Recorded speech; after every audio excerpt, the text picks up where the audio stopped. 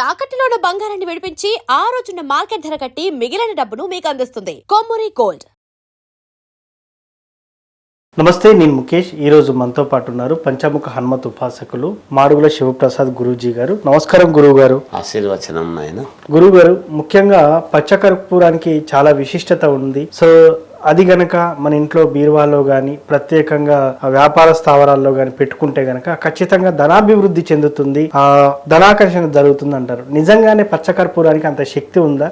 పచ్చకర్పూరాన్ని ఎలా పెట్టాలంటారు? వ్యాపార స్థలంలో కానీ మనం ఇంట్లో లక్ష్మీదేవిని డబ్బులు పెట్టే స్థలంలో ఎలా పెట్టాలంటారు? శ్రీ మహాగణాధిపతయ నమః.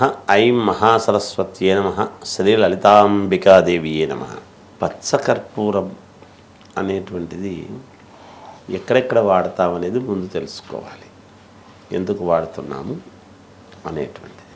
ఈ పచ్చకర్పూరము పరమ పవిత్రమైనటువంటి స్థానాల్లో వాడటం జరుగుతున్నది. అంటే ఏమిటి? శ్రీ వెంకటేశ్వర స్వామి వారి యొక్క తిరుమల లడ్డూకు ఉన్న ప్రాముఖ్యత అంతా ఇంత కాదు. ఓకే. ఆ లడ్డూలో పచ్చకర్పూరం ఉంది. ఓకే. రాముల వారి యొక్క కస్తూరి తిలకములో పచ్చకర్పూరం కలుపుకొని కస్తూరి తిలకము దిద్దుకునేటువంటి ఆనవాయితీ. ఎందుకు? రాముడి యొక్క ముగ్ధ మనోహరమైనటువంటి రూపాన్ని చూడంగానే అందరూ అట్రాక్ట్ కావడం. చందనము మామూలుగా అభిషేకము సహజంగా విగ్రహాలకు అభిషేకం చేయడం సర్వసాధారణం, మూల విరాట్ దేవతలకు. అటువంటి దేవతలకు చేస్తూ ఉన్నప్పుడు నీళ్లల్లో, పసుపు నీళ్లల్లో చందనముతో కలిసినటువంటి దాంట్లో పచ్చకర్పూరం కలపటం అనేటువంటిది ఒక విధానం. గంధము, మేము పెట్టుకునేటువంటి గంధము కూడా మామూలుగా గంధపురాయికి గంధపు చెక్కతో అరగదీస్తాం. ఆ అరగదీసేటప్పుడు గంధం తీసేటువంటి విధానంలో పచ్చకర్పూరం కూడా వేసి తీస్తే ఏమవుతుంది అంటే, ముఖానికి పెట్టుకుంటే నరదృష్టి అనేటువంటిది కలగకపోగా మనుషులను అట్రాక్ట్ చేసేటువంటి విధానం, ఆకర్షింపబడేటువంటి విధానంలో ఇది. ఇవాళ దేవతారాధన చేసేటువంటి ప్రతి గుళ్ళల్లోనూ పచ్చకర్పూరము అనేటువంటిది నీళ్లతో అభిషేకం చేస్తారు. కాబట్టి దేవాలయాలకు అంతగా మనం పరుగులెడుతూ దేవుడి యొక్క అనుగ్రహాన్ని ప్రతి వాళ్లకు ఉండేట్టుగా పొందే విధముగా ఆ దేవాలయ ప్రాంగణం అంతా కూడా పరమ పవిత్రమైనటువంటిదిగా భావించి అక్కడ ఎటువంటి వేరే అపచారాలు జరగకుండా చూస్తూ జాగ్రత్త పడడానికి గల కారణం అందులో పచ్చకర్పూరం అనేటువంటిది ఒకటి. అంటే వేదమంత్రాలు, అనుష్ఠానము ఇవన్నీ ఉంటాయి. వాటితో పాటు ఇది కూడా అతి ముఖ్యమైనటువంటిది అనేది మనం భావించాలి. సహజముగా ఇళ్లల్లో కూడా పచ్చకర్పూరము వాడతాం మనం, వాడుతూ ఉంటారు ప్రతిదానికి. పిల్లలకు దిష్టి తీసేటువంటి విధానంలో కూడా పచ్చకర్పూరం పనికొస్తుంది, వాళ్లకు యోగం కలగటానికి. అంతేకాకుండా పూర్వము ఇంట్లో తల్లులు వేడి అనేటువంటిది అయినప్పుడు, ఇవాళ మనము కూలర్లు లేకపోతే ఏసీలు వేసుకొని ఇంట్లో వేడయిందని కూర్చుంటున్నాం. ఇవాళ రోజున ఎవరు కూడా నెత్తికి నూనె పట్టించుకొని ఉండేటువంటి వాడు ఎవ్వరూ కనపడరు. అవును. ఎవరైనా కనపడుతున్నారా? లేదు కదా.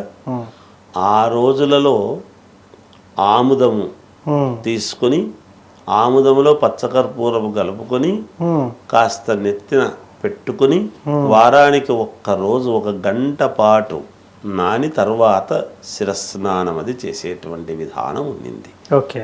దానివల్ల ఏమవుతుంది అంటే, మెదడులో ఉండేటువంటి నరాలు అన్నీ కూడా చాలా చలువకు లోనై మంచి ఆలోచనలు, కళ్ళకు ఎప్పుడు పూర్వీకులు చూడండి ఎక్కువ వెంటనే కళ్ళద్దాలు చాలా తక్కువ వాడేటువంటి వాళ్ళు. అవును. ఎవరికో కానీ వచ్చేటివి కాదు. అవును. ఆ పచ్చకర్పూరం అనేది తల మీద పెట్టుకున్నప్పుడు కళ్ళల్లో ఒక రకమైనటువంటి సంతోషం లోపలికి వాటంతట అదే చల్లగా అనిపిస్తుంది ఇప్పటికి కూడా, అది ప్రయత్నం చేస్తే ఎవరైనా. కానీ ఆ రోజులు పోయాయి.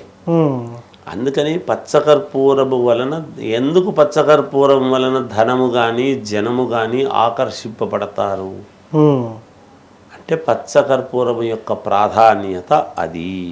ఓకే. చాలా గొప్పది పచ్చకర్పూరం అనేటువంటిది. ఉమ్, అందుకని ఈ పచ్చకర్పూరాన్ని మనము వ్యాపారస్తులు కావచ్చు, ఇంట్లో ధనము కావాలి అని కోరికతో అనుకునేటువంటి వాళ్ళు కావచ్చు, వీళ్ళందరూ చేయవలసింది ఏమిటి? పచ్చకర్పూరము విడిగా ఉంటే ఏమవుతుంది అంటే తగ్గిపోతుంది, ఓకే. కొంచెం తగ్గిపోతూ వస్తుంది. పచ్చకర్పూరం లాగానే అలాగే ఉండాలి అని అనుకునేటువంటి వాళ్ళు కాసిన్ని బియ్యంలో గనక కలిపి ఉమ్, పచ్చకర్పూరము బిళ్ళలు ఉమ్, తీసుకొని ఉమ్, మనకు ఏమిటి మనకు ఉండేటువంటి చిక్కుముళ్ళు ఎక్కువ ఉంటాయి. అవును, ప్రతి వాళ్ళ జీవితంలోనూ ముళ్ళు ఎక్కువ. అవునవును. మనకు ఉండేటువంటి చిక్కుముళ్ళన్నీ ఒక్కొక్కటి విడిపోవాలి అని కోరుకునేటువంటి వాళ్ళు ఉమ్, కాస్త ఒక పిరికెడు పచ్చకర్పూరం, ఓకే. ఒక పిరికెడు బియ్యము ఉమ్, రెండు ఉమ్, కలుపుకొని ఉమ్, ఒక డబ్బాలో కానీ ఉమ్, లేదు ఒక గుడ్డలో కానీ ఉమ్, ముళ్ళేసి కట్టుకొని ఉమ్, దాన్ని తీసుకువెళ్ళి దాంట్లో ఒక కాయిన్ ఏదైనా, ఓకే. మన రూపాయి కాయిన్ కావచ్చు, 2 రూపాయల కాయిన్ కావచ్చు, 10 రూపాయల కాయిన్ కావచ్చు, ఏదైనా సరే కాయిన్, ఉమ్, ఒక కాయిన్కు గంధం పట్టించి బొట్టు పెట్టి అందులో పెట్టేయడం. ఓకే. ఎందుకు అంటే మనం లక్ష్మీదేవి కదా కాయిన్, ఎస్, అవును.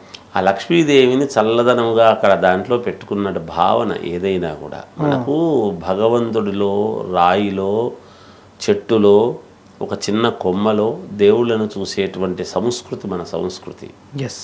కనుక ఆ పచ్చకర్పూరపు డబ్బాలో గనక అది ఆ బిళ్ళ పెట్టేసి ఉమ్, 3 లవంగాలు ఓకే. అందులో వేసి ఉమ్, నమస్కారం చేసుకొని ఉమ్, నాకు ధనం రావాలి అనేటువంటిది 11 సార్లు అనుకొని ఉమ్, బీరువాలో కానీ వ్యాపారస్తులు గల్లా పెట్టెలో కానీ పెట్టుకున్నారు అంటే ఉమ్, దాని యొక్క శోభ వేరుంటుంది. అది చేసి చూస్తే తెలుస్తుంది ఎవరికైనా. చేయకుండా మనం ప్రతిదాన్ని ఏం చేస్తామంటే ఏదో చెప్తుంటారులే ఏముంది లేనుకుంటారు. కాదు, భక్తి శ్రద్ధలతో ఎప్పుడైతే చేసుకుంటామో ఉమ్, అతి కష్టముగా ఉండేటువంటి పేదవాడికి కూడా ఏదో ఒక రకంగా పని దొరుకుతుంది, తద్వారా డబ్బులు వస్తాయి. ఎస్, దొంగతనం చేసి ఇంకోటి చేస్తేనో డబ్బులు వచ్చే అది కాదు ఇక్కడ కావాల్సింది. అవునవును. మనకు నిలబడగలిగేటువంటి డబ్బు రావాలి. ఎస్, అవును, వచ్చిపోయే డబ్బు మనకొద్దు. అవును. శాశ్వతంగా మనకు నిలబడేటువంటి డబ్బు రావాలి అంటే ఈ ప్రయత్నం చెయ్యండి. ఎస్, తప్పకుండా మీకు నిలబడేటువంటి డబ్బు వస్తుంది, డబ్బు నిలువ ఉంటుంది కూడాను. ఎస్. దాని యొక్క సారాంశం. సో పచ్చకర్పూరం యొక్క రహస్యం అంతా ఇంత కాదు, నిజంగానే పచ్చకర్పూరంతో ధనాకర్షణ ఎలా పొందవచ్చని మీ మాటల్లో తెలియజేశారు సార్. ధన్యవాదాలు. జయోస్తు.